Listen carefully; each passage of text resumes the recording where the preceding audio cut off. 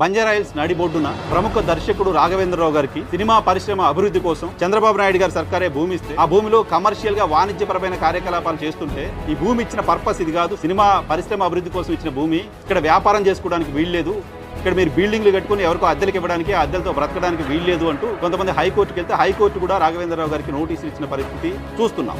పైగా హైదరాబాద్ లో ఉన్న ఆల్మోస్ట్ అన్ని సినిమా స్టూడియోలకు అప్పటి ప్రభుత్వాలే భూములు ఇచ్చాయి. సినిమా పరిశ్రమ ఆంధ్రప్రదేశ్కి రావాలనుకుంటున్నప్పుడు ఆంధ్రప్రదేశ్ లో ఒక డైరెక్టర్ 2 ఎకరాల్లో ఒక స్టూడియో కడతాననుకున్నప్పుడు ఆయనకు భూమి ఇవ్వడానికి ఎందుకు తప్పుపడుతున్నారు? ఆయన సినిమా డైరెక్టర్ కాదా? ఇంకేదో పని చేస్తున్న ఆయనకు భూమి ఇస్తున్నారా? ఇంకేదో పర్పస్ కోసం భూమి ఇస్తున్నారా?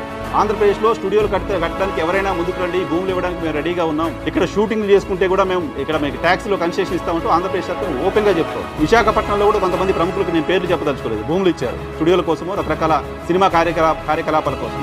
వాటిని కూడా తప్పుపడతారా? వాటిని కూడా వెనక్కి తీసుకోవాల్సిందే. సో కేవలం అక్కసుతో వార్తలు రాయకండి, ఆంధ్రప్రదేశ్ అభివృద్ధికి విఘాతం కలిగించే వార్తలు రాయకండి.